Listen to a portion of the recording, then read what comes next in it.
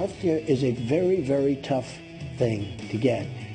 But I think we're going to get it. The GOP healthcare plan facing an uphill battle with the Senate. I don't believe you're going to get a single Democratic vote, no matter what you're willing to do. This bill is a moral outrage. If you think for a minute running on a platform of the other guys suck, you're out of your mind. They become obstructionists. I think it's a terrible thing for the people of this country. Resist obstruction.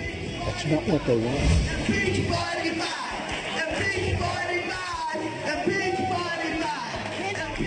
President Trump is slamming his predecessor over Russia's interference in the election.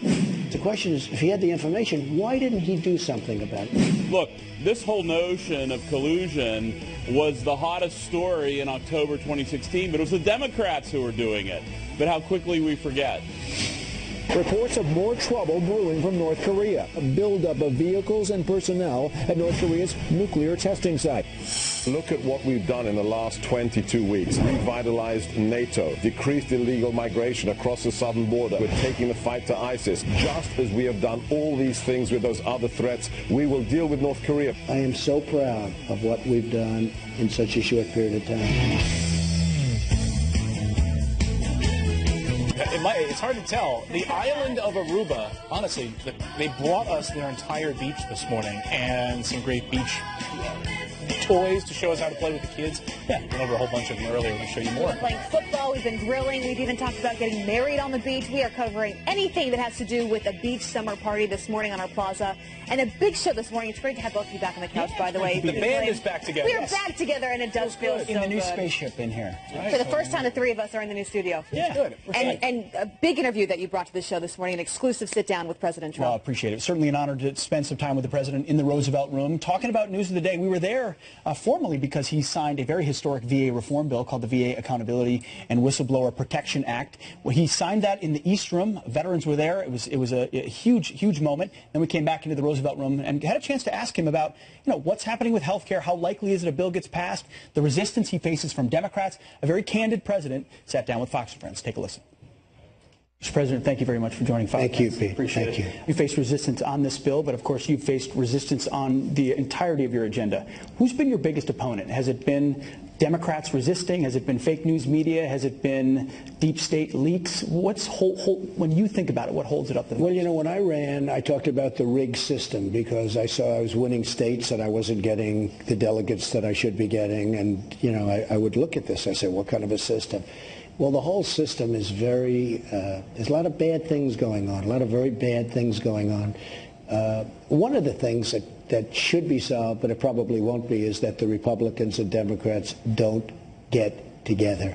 And I'm open arms, but I don't see that happening. They fight each other. The level of hostility, and by the way, this isn't just Trump. This has been like this for years. You've been doing this for a long time. It's been like that for a long time.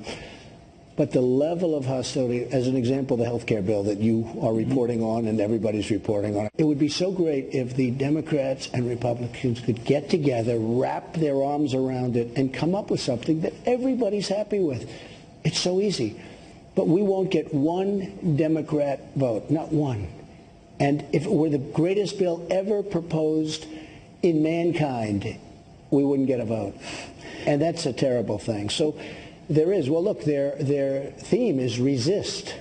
I've never heard of anything like this, resist. How frustrating it is to have former President Obama. They're out there leading the resistance. Well, I don't think he's leading it. He actually just put out a small statement. I don't see that leading it, but other people are leading. Don't forget, I saw Schumer criticizing the bill a couple of weeks ago, and he had no idea what was in the bill. He was saying this bill is this and it's that. He had no idea. In fact, the Republican senators didn't know because it wasn't released.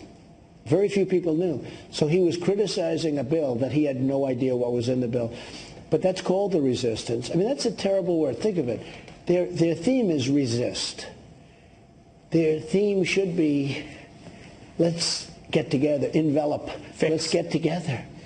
But their theme is resist. It's obstruction. And the problem is they become obstructionists. And the voters, I happen to like it from the standpoint of running for office, but I think it's a terrible theme in terms of getting elected. And more importantly, I think it's a terrible theme for the people of this country. Resist, obstruction. That's not what they want.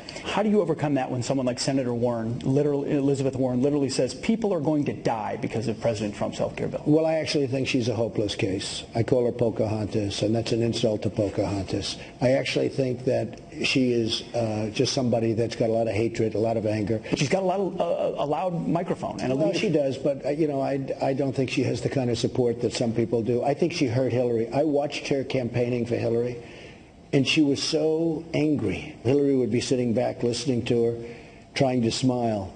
But there were a lot of people in that audience that were going, wow, is this what we want? There's a lot of anger there and hostility. So no, I think she's a highly overrated voice. Some people might say it's the lever of anger is unprecedented, but it's also unprecedented for a former president to come out the way President Obama has. He came out on Facebook recently. You may have seen it. He said, your bill, Mr. President, not a health care bill. It's a massive transfer of wealth. It's going to harm Americans. It's mean. What do you say to the former president? Well, he actually used my term, mean. That was my term, because I want to see, and I speak from the heart. That's what I want to see. I want to see a bill with heart. Healthcare is a very complicated subject from the standpoint that you move it this way and this group doesn't like it. You move it a little bit over here. You have a very narrow path. And honestly, nobody can be totally happy, even without the votes. Forget about votes. This has nothing to do with votes. This has to do with picking a plan that everybody's going to like. I'd like to say love, but like. But we have a very good plan. We have a few people that are, I think you could say modestly, they're not standing on the rooftops and screaming. They want to get some points. I think they'll get some points. Are Republican senators doing enough to have your back to get that health care bill through? I think so. You know, I have great relationships with most of the people in the Senate, with, as you know, most of the people in the House. I think I work very hard. I made a lot of great friendships with the people in the House, a lot of them. Same thing in the Senate. They're four very good people. They're friends of mine. And I don't think they're that far off. I don't think they're that far off. You know, famous last words, right? But I think we're going to get there. For years I've been watching the battle of health care. And I watched during the Clinton administration, Hillary rightfully devoted her life to trying to get health care. She was unable to get it. You watched what happened with Obamacare, which by the time they finished with it, it was, you know, something that doesn't work. But look what happened with Nebraska, where they gave the great Nebraska giveaway in order to give a vote. Cornhusker kickback. And it was a very closed session. You know, they talk about closed and behind closed doors. There was nothing more closed than Obamacare. But the bottom line is they worked so long and so hard. They got a plan that didn't work. They got a health care plan that didn't work. And I've only been there for 5 months. You know, they worked for a long time. During the Clinton administration, they worked essentially during the entire administration. Healthcare is a very, very tough thing to get, but I think we're going to get it. We don't have too much of a choice because the alternative is the dead carcass of Obamacare. That's what it is. I opened up the failing New York Times and the Washington Post this morning. No mention at all of this bill that you're signing today. For veterans who are so passionate about this, it's such a historic bill. Are they going to cover this? And if they don't, why don't they cover it the way they cover every breathless scandal in the media today? Well, I just heard today for the first time that Obama knew about Russia a long time before the election, and he did nothing about it. But nobody wants to talk about that. That the CIA gave him information on Russia a long time before they even, before the election. And I hardly see it. It's an amazing thing to me, In other words, the question is, if he had the information, why didn't he do something about it? He should have done something about it. But you don't read that. It's quite sad. That never leaked out. That doesn't leak out. No, they're very selective leaks with sources. I always love the sources, many of which don't exist. But no, there is a thing going on in the country, and hopefully it's somewhat of a sickness in that sense. But you know what? I am so proud of what we've done in such a short period of time. So it was an honor to sit down with him. Very candid. Big week for him coming up with Republicans in the Senate trying to get this health care repeal and replace bill passed. And I'll tell you, the mainstream media may think he's engulfed in scandal. This is a guy who's focused. He's a deal maker. And ultimately, he sees these 5 Republicans that have hedged so far. He sees them as very much an opportunity to bring them on board. There are some sticking points for those, and, of course, Democrats who are not coming to the table at all. But for those Republicans, some of the sticking points, there's like 5 key sticking points. Medicaid, the cuts to Medicaid, which some see and Democrats have been saying is a cut is tax cuts for the rich, eliminating the individual mandate, of course, making it easier for states to cut health benefits, the CBO to make numbers, choices. To make choices, right. And then fifth would be getting rid of the lifetime cap. So those are 5 sticking points. They're not easy to be resolved, but we're going to see this fight continue over the next few weeks. But he was very realistic about it. He said, I understand not everyone is going to get what they want out of this health care bill, but Republicans, he said, are much closer than it's being described in the media. But he also talked a lot about the Democrats and how they're not even willing, not one, willing to come to the table to even have a conversation. We've heard from Democrats recognizing that Obamacare needs changes. That is an obvious one. But the fact that we can't even come to the table and have a conversation, that was the takeaway for me, was how surprised, how frustrated he seemed that in Washington you can't even get people to talk. Not only are they not coming to the table, but they're saying you're going to die because of this Republican health care bill. And Republicans should fight back on the facts of their bill and say, hey, listen, this is gradual, it's responsible. Whatever happens to Medicaid isn't going to happen immediately. States are going to get a chance to choose. We can make sure competitive insurance markets deliver for the poor and the vulnerable and the sick, because we care about them too. We're not trying to get rid of a safety net. With Medicaid, we're trying to preserve it because it's going to go bankrupt. And if we don't make some smart, prudent choices now, that we believe will expand access to health care and make it viable and cheaper. That's the argument they can make. Win it on the merits, because the media is never going to be with you. The Democrats are never going to be with you. It's easier to vilify it. I mean, it's easier to vilify, and that's what they're doing. So I want to ask you this, though, sort of at a meta level. You had a chance you were at the White House months ago, and it's interesting now there was all that talk about chaos inside the White House, right? It was just, everyone was getting fired. It was just total discord. Then he goes to the Middle East, comes back. You go to the White House. Did you get any sense of that at a meta level? What was it like? That things were different? Yeah, I see the opposite of chaos. I see a president who's very confident in what he's done so far, maybe frustrated that it doesn't get reported the way that it should, but the staff around him saying, we're going to keep our shoulder to the plow. We told the voters we were going to do something. We face unprecedented resistance, but we're undeterred. We're going to sign this VA bill. No one's going to cover it. We're going to fight on the Hill. The moment they announced their health care bill, the mainstream media went nuts. Look at all the Republicans opposed. It's only 4, now 5, and they're tepidly opposed, and they want to get to yes. That's a good scenario when you think about where we've been. And look at the House process. The House repeal bill didn't immediately pass. It failed once. They went back with conservatives and negotiated, and they got a deal. What they've done in 5 months compared to what President Obama and others did in years is really, really impressive. So if anything, they're frustrated that that word doesn't get out, but they're confident and they're working. And I think they're just building to the momentum that they have. And those were 2 of the big things that he campaigned on, that he promised that if he were elected, he'd get done. One is repealing Obamacare, fixing the health care system, but also an issue you're so passionate about is the VA. I loved when he said, look, I like politics when I run for office. I love the back and forth and, you know, the competition, but when you are commander-in-chief, when you are running a country, politics isn't so good, and you need people to kind of put that aside for a moment, and really a message to Democrats of like, we need you, but he said they're not going to come. He said we're not going to get one single vote from the Democrats. So he's willing to reach out, but you're right. He's willing to reach out, but very clear-eyed that they're going to have to close ranks to get this done. He really does. Good interview. We're going to play more of it coming up here on the show. Good job. Thanks, guys. Thank you. All right, still ahead. Bernie Sanders and his wife now lawyering up. They could be in trouble with the FBI. But will their fans in the media bother even covering it? Plus, the DOJ now back in Texas in their sanctuary city crackdown. The state's attorney general is live right here to react to that next. On days like this.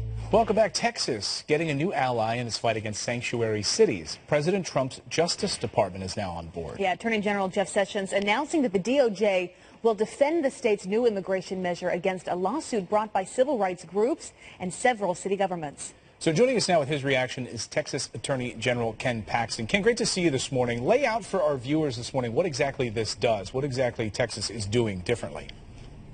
Well, first of all, good morning from Texas. Well, this is actually very nice. After 8 years of having the Department of Justice fighting us on issues like this, for the first time we have a Department of Justice that's actually looking at the law and stepping in to add credibility to our case. We're right on the law. We feel very confident about that. Obviously, the Department of Justice feels the same way, and so we're confident and we're grateful that they are assisting us in this effort. Do you think it will set a trend beyond just the city where you are? Say that again? Do you think this will set a new trend to help other cities that are dealing with the same thing you are? Well, just getting I do that support. think that, I think this is a step in the right direction. I think it sets a tone that the Trump administration We'll stand behind states that are doing the right things. In this case, this is a law that our legislature passed just recently. It's something that was obviously passed by the duly elected representatives of our state. It's also something that the Supreme Court has opined on in the past. And so given the fact that this came up in a case with Arizona, and we got the right result, we're very confident that this will result in the same resolution. Well, you're getting some pushback, of course. Texas Democratic lawmakers have written this about the Senate bill, number 4. SB 4 has several flawed provisions, they say, that unlawfully target immigrant communities, expose Texans to unlawful violations of due process, and erode essential trust between police and the public. What about those 3 points?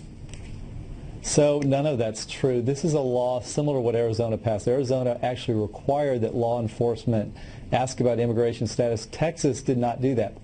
All we're saying is that if you're a law enforcement official and there's an arrest or a lawful detention, which means that there's reasonable suspicion of a state crime, then law enforcement may ask about immigration status. So there's no requirement here. It's totally up to each law enforcement officer. What are your constituents where you are? What are they saying about this bill? Do they support it? Do they feel like it's the right step forward? You know what? I'd say overall, yes. I mean, overwhelmingly supported in the legislature. I think overwhelmingly supported in Texas, especially if people understand what the law does. There's a lot of misinformation that the media has put out about the law, saying that it's going to affect witnesses coming in to testify, and that's just not true. There's actually an exclusion for victims of crime and witnesses who need to testify. They cannot be asked about immigration status. So there's some misinformation about the law, but when people understand what's in the bill, pretty much it's overwhelmingly supported in Texas. What about from the sanctuary cities themselves? What pushback are you getting? Well, obviously they sued us, and so that is a pushback. However, that was not surprising to us, which is the reason we went into court before them and asked for a court to say basically that our law was constitutional prior to getting these lawsuits from cities around the state that are already participating as sanctuary cities. All right, Ken Paxton, Texas Attorney General. Good to have you with us this morning. Thanks, Ken. Thanks so much. Hey, thank you. Have a great day. Still ahead on the show, Bill Clinton is back to giving some big speeches, but this time he's making the case for a big, beautiful wall. Really? Really. And remember that sketchy anti-Trump dossier? Well, it turns out the whole thing may have been funded by Hillary Clinton supporters. The man behind that story, New York Post columnist Paul Sperry, is joining us live next. You don't want to miss that. I love the word dossier. Dossier. Some quick headlines and a Fox News alert. Muslim worshippers running in panic after an out-of-control car plows through a crowd in England. 6 people were hurt, including 3 kids, in a field in Newcastle following celebrations for the end of Ramadan. The female driver is in police custody, and they believe the incident has no connection to terrorism. Rather, she just lost control of her car. And terrifying moments caught on camera at a Six Flags in upstate New York as a teenage girl falls 25 feet from a sky ride. Wow. Emergency crews with no way to reach her had to rely on other park visitors. Look at that to catch her. Thankfully, she's expected to be okay. Six Flags has closed the ride while it investigates. I like the sky rides. It's calming. Yeah, well, that doesn't look so calming. No, it doesn't. Yikes. I felt that way anytime soon. before at ski resorts. All right, well, new calls for a special counsel to investigate President Obama's Justice Department eyeing former Attorney General Loretta Lynch for potential obstruction of justice in her handling of the Clinton email investigation. So here to weigh in, New York Post columnist and author of Infiltration is Paul Sperry. Paul, nice to see you and welcome back to the show. Good morning. All right, so walk us through this. You believe that this is about to heat up and we should be paying more attention to this than the Russia probe. Why do you think this is about to get a whole lot hotter? Yeah, so these are some major developments, and they do not bode well for Democrats. Not only is the Senate now investigating officially the Obama administration for obstruction of justice, but they're also investigating the origins of this discredited dossier that Democrats used to launch their witch hunt against Trump on Russia. And that witch hunt could backfire on them now if this really heats up, like you say, with subpoenas, hearings, and also possibly a criminal investigation down the road. And why don't you think we've had more coverage in the mainstream media? You would think that they would be at least covering this a little bit. I mean, you look at mainstream media, we've covered the stats over the past 2 days. There's been basically zero coverage of this. I mean, you helped break this story. You're saying it's a big deal. Why is the media not taking it as seriously?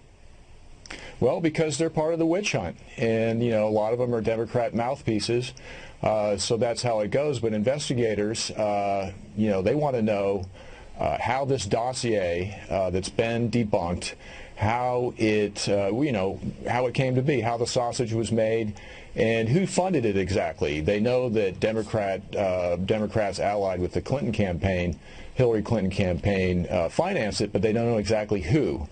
And they also want to know why in the world did the FBI rely on this bad intelligence. They knew it was bad intelligence and designed to smear Trump, but yet they relied on it to investigate Trump. So another thing that's more important is they're going to try to find out if the FBI collaborated with this Democrat research group, Fusion GPS. Tell us about that research group. That's important. They have ties to the sorry, Paul. They have ties to the Democratic Party. Why is that research group important to this whole story? Yeah, before I get there, if the FBI did collaborate with this group, because we know that they did try to contract with the author of the dossier for $50,000, if they collaborated with this group, this Fusion GPS, then it really raises serious questions about the independence of the FBI in investigating Trump. Right. Now this group, Fusion GPS, founded by these former journalists, I'm told that they're actually political activists. They had a vendetta against Trump, and some of them actually financially supported Hillary's campaign for president. So this was a Democrat operation from top to bottom. And how much of this investigation actually hinged on that dossier? I mean, to remind people, how significant was it? Oh, I mean, this whole Russiagate scandal, so-called Russiagate scandal, is predicated on this dossier. Wow. The CIA put credence into it, gave it to the White House, attached it to a presidential briefing for Obama. Of course, the FBI has used it.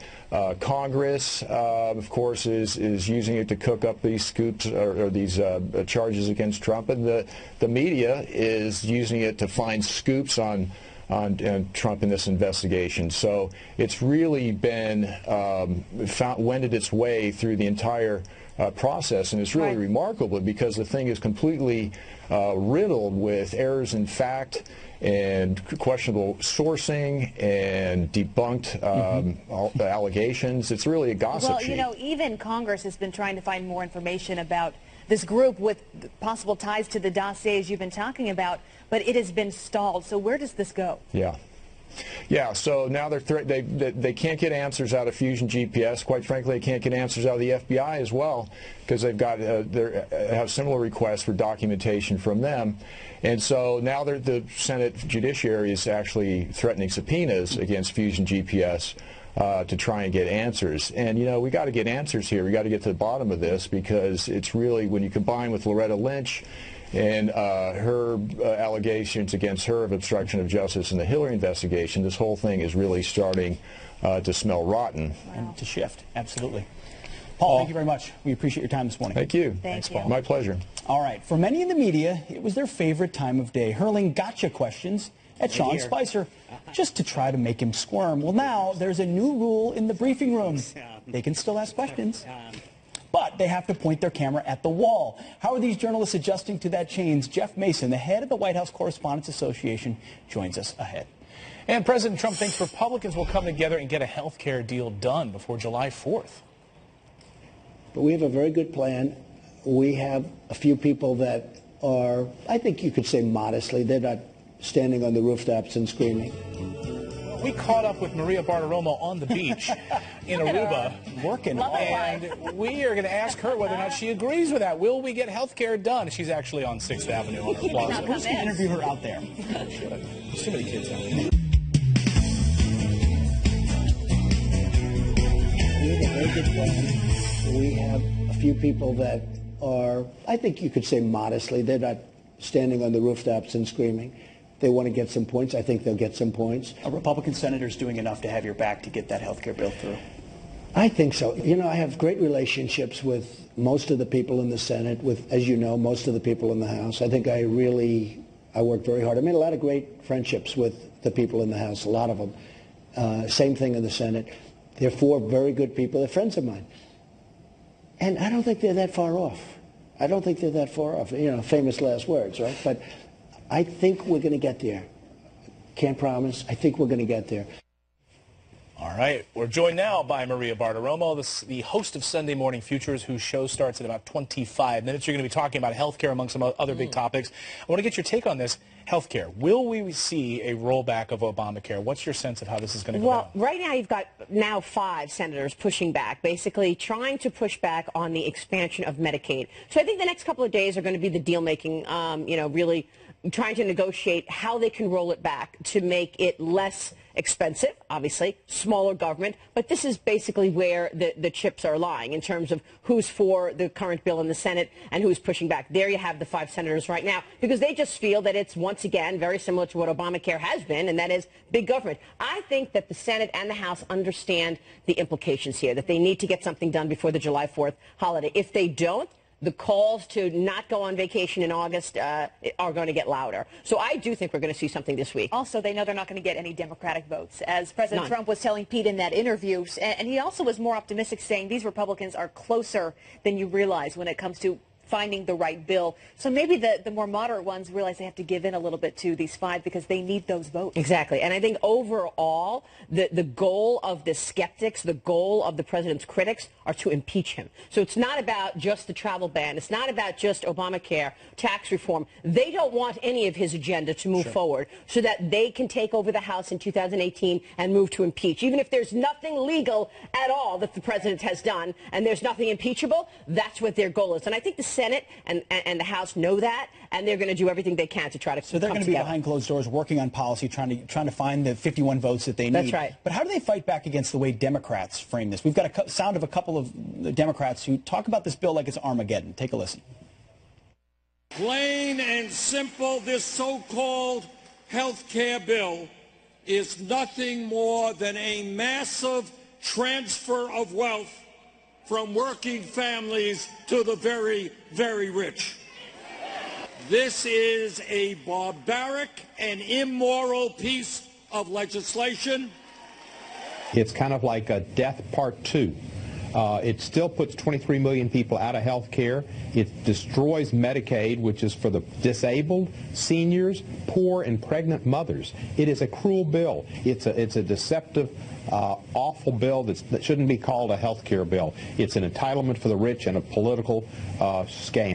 So Maria, barbarism and death. Which, of course, we know is not true at all. The issue that the Republicans have, though, is the messaging. This is about people's health care, and they need to communicate really who's getting impacted and talk about people's health care. The messaging has been poor to just okay on the Republican side. They have policies that will certainly move the needle in terms of economic growth, but they don't communicate it well. And the Dems get on the same page. That's right. It's not that hard. They get on the same page. It's death. People will die. Barbaric. They all get on the same page, and that basically, I mean, you heard Chuck Schumer the other day. He hadn't even seen the bill. The president told you the same thing. Yes. He hadn't even seen the bill, and he came out and said, this is a horrible bill. So, I mean, even before looking at it and the contents of it, they're basically saying what they think because that is the narrative that they want to get up. You have Senator Jerry Moran discussing the health care bill. He's on the Senate Appropriations Committee. That's coming up on your show. You're also going to be speaking with former Attorney General Alberto Gonzales about this Loretta Lynch scandal. Absolutely. This is really an important story. Now